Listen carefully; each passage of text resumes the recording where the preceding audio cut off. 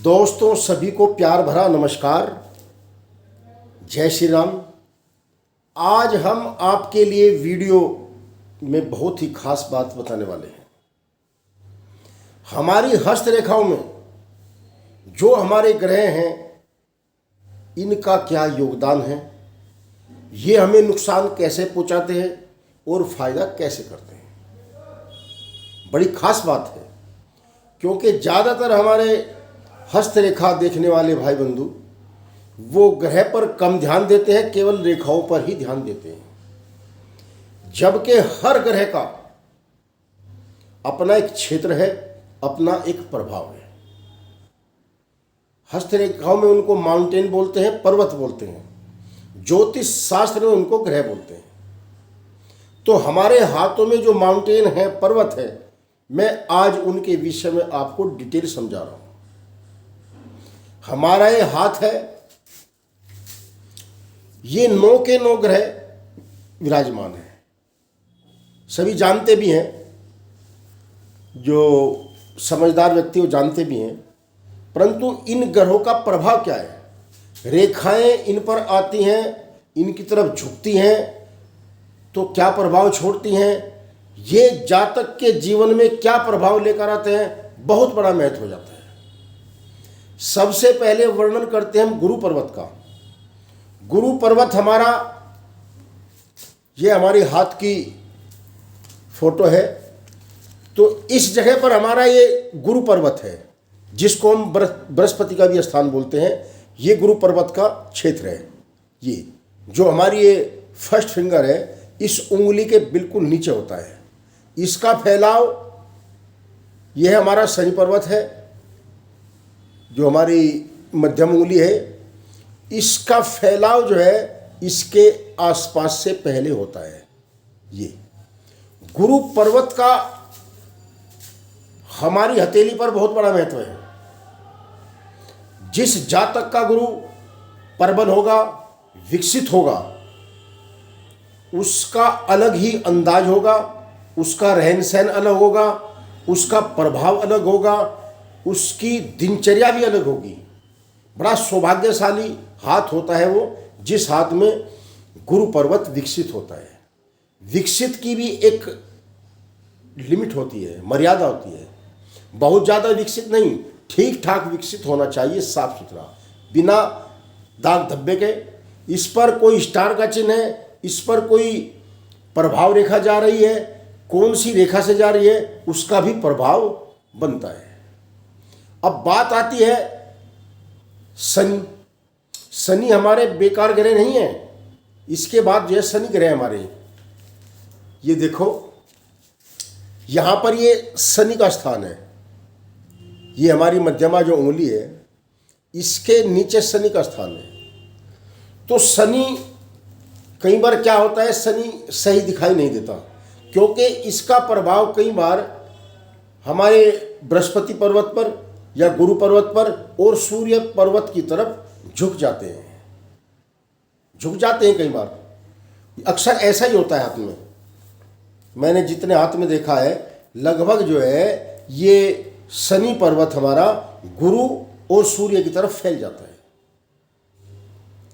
तो शनि कम विकसित होता है। इसका ज़्यादा विकसित होना ठीक भी नहीं है। शनि अगर बढ़ाए तो बहुत बढ़ाए और घटाए तो बहुत गिराए। इस पर कोई दोषपूर्ण रेखा नहीं आनी चाहिए। दोषपूर्ण रेखा नहीं आनी चाहिए। जैसे भाग्य रेखा है, आते आते, क्योंकि भाग्य रेखा का बहुत बड़ा महत्व है हमारी हस्तरेखाओं में। किस्मत की रेखा बोलते हैं, तकदीर की रेखा बोलते हैं। ये आकर इस पर रुकती है और खंडित है तो इंसान का कैरियर चौपट हो जाता है। ये विषय मैं बता चुका। जो मेन आज आपका विषय है आज का, मैं उस पर ही आता हूँ। खास बात जो आज की है, ग्रह चाल हमारे क्यों बिगड़ते हैं, ठीक कैसे हो जाएंगे। इस वर्णन को सुनाते सुनाते तो वीडियो लंबी बन जाएगी। हमारे ग्रह चाल ठीक कैसे होंगे, गड़बड़ कैसे कर रहे हैं, इसका दिशा निर्देश बताना जरूर बन जाता है।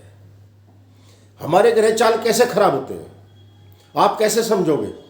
आप हस्तरेखा नहीं देखनी जानते, नहीं किसी ने आपको समझा। आप ये समझ लो कि हमारी आज्ञाकारी धर्मपत्नी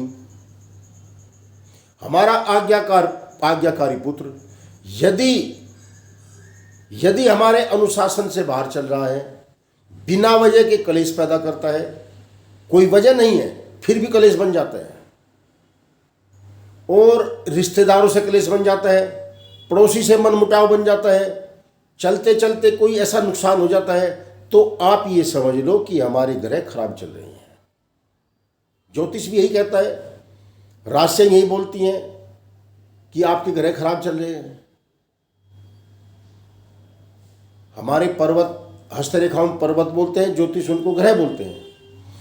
तो यदि कोई अनहोनी बात सामने आ रही है तो ये समझ लो कि हमारे ग्रह ठीक नहीं है। ये ठीक कैसे होंगे, ये ठीक कैसे होंगे, ये उपाय भी जरूरी है। आजकल तो सब अपनी जन्म पत्री बनवाते हैं और लगभग आसपास हस्तरेखा देखने वाले भी हैं। आप योग्य किसी ज्योतिषी से अपनी जन्म पत्री दिखाएं और योग्य हस्तरेखा देखने वाले से अपना हाथ दिखाएं, और विशेष कौन सा आपका ग्रह डाउन है, वो क्या नुकसान पहुंचा रहा है, ये भी समझना बहुत जरूरी हो जाता है। और उपाय भी साथ साथ करने बहुत जरूरी हो जाते हैं। कुछ तो भौतिक साधन होते हैं जो टाल सकते हो, कुछ हमारे जो है उपाय हैं छोटे मोटे। बहुत बड़े किसी ढोंग में पड़ने की जरूरत नहीं है, क्योंकि मैं पहले अपनी वीडियो में बता चुका कि धर्मांधता का शिकार होना भी गलत है। अति तरफ धर्मांधता, काम धंधा छोड़कर सब बैठ गए, अब तो यही काम करना है, धर्म पर लग जाना, तो आपका विकास रुक जाएगा, तरक्की रुक जाएगी, एक ग्रह आपका और खराब हो जाएगा। भगवान कहता है कि कर्म करो, कर्म करो, मुझे भी ध्यान रखो और कर्म भी करो। पहले किसान लोग जब खेत जोतने चलते थे तो एक चाबुक में कह देते ले भाई राम का नाम, उसमें बेड़ा पार हो जाता था। बड़े बड़े धर्म पूजा भी हो रही है आजकल, मगर लाभ कुछ नहीं हो रहे, क्योंकि दूसरी बात हो जाती है सभी। अब ग्रह के ऊपर ही दृष्टांत है आज का। अपने ग्रह को ठीक करने के लिए आपको मैंने बताया कि कोई भी आपको ऐसी घटना दिख रही है जो आपके फेवर में नहीं है, जो आपके जो है अनुकूल नहीं है, जो भी घटना प्रतिकूल हो रही है, उसी को समझ लो कि मेरी ग्रह चाल चल रही है। शादी करते हैं, उसमें भी क्या होता है कि आजकल गलत जन्मपत्री बनवा देते हैं। अगर कोई शादी अच्छी दिख रही है तो झूठी जन्मपत्री बन जाती है। ग्रह खराब तो होंगे, पैसा बर्बाद हो जाएगा, डाइवोर्स हो जाएंगे, क्योंकि आप खुद गलत कार्य कर रहे हो। भगवान का नाम लो और शादी कर दो, ठीक होगा काम। ना शादी बिगड़ेगी और ना बच्चों का परिवार बिगड़ेगा, घर बिगड़ेगा। तो ग्रह जैसे मैंने बताया है, गुरु आपका ये गुरु का क्षेत्र है, ये शनि का क्षेत्र है, ये सूर्य का क्षेत्र है, ये बुध का क्षेत्र है। ये हमारा उच्च मंगल, ऊंचे स्थान का मंगल, उद्र मंगल भी बोलते थे इसको, ये उद्र मंगल है। यह राहु का क्षेत्र है। यह है नीच मंगल, जो हमारा मंगल नीचा होता है, जिसकी दृष्टि हमको सफल बनाती है। ये हमारा नीच मंगल है। ये हमारा सूर्य का स्थान है। इसका विस्तार सबसे बड़ा होता है हमारी हस्तरेखाओं में। सुनो, शुक्र का विस्तार सबसे बड़ा होता है। जो हमारी जीवन रेखा को घेरे होता है वह पूरा का पूरा शुक्र का स्थान है। ये कलाओं का क्षेत्र होता है। अलग अलग प्रकार की इसमें कलाएं झलकती हैं। रेखाओं की रंगत क्या है, रेखाओं पर जाल तो नहीं है, रेखाएं बाहर जा रही हैं या रेखाएं अंदर आ रही हैं, या रेखाएं चंद्र पर्वत की तरफ भाग रही है, सबका अलग अलग फलादेश है। ये हमारा चंद्र का विस्तार है। हमारा चंद्र का विस्तार भी बढ़ सकता है। जैसे जैसे हमारे कर्म बढ़ेंगे ऐसे ऐसे चंद्र का विस्तार भी बढ़ जाएगा। ये हमारा राहु का क्षेत्र है। राहु, ये हमारा केतु का क्षेत्र है। तो राहु सबसे ज्यादा हमारा जो जीवन में नुकसान करता है, राहु करता है। सबसे ज्यादा अनिष्ट जो होगा हमारे जीवन में राहु से होगा। कोई भी रेखा सभी रेखाएं राहु के इर्द इर्द गिर्द घूमती हैं। हमारे हाथ की रेखाएं राहु के इर्द गिर्द घूमती है। ये हमारी जीवन रेखा है, ये भी राहु के आसपास घूमेगी। ये हमारी हृदय रेखा है, ये भी राहु के आसपास घूमेगी।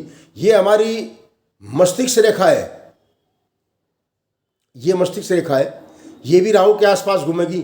जो हमारी भाग्य रेखा आती है, ये भी राहु के ही आसपास आएगी। यहां आकर कोई भी रेखा खंडित होती है तो ये समझ लो कि आप पर राहु की दृष्टि कुपित है।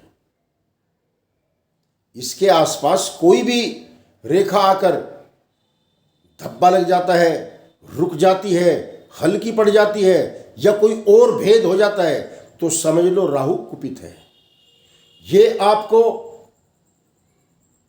आसमान से नीचे ले आएगा। और कई बार अगर यहां कोई दोष नहीं है, निर्दोष है राहु, तो आपको नीचे से ऊपर पहुंचा देगा। ऐसा राहु का दोष माना जाता है। आज वीडियो बड़ी बन जाएगी क्योंकि बड़ा विस्तार बन जाएगा। सब ग्रहों की अगर चाल बताई जाएगी तो बड़ा विस्तार बन जाएगा। आज की वीडियो बस राहु तक समाप्त करते हैं। कल फिर दोबारा आपको ग्रह के बारे में ही समझाएंगे। जय श्री राम, जय श्री राम।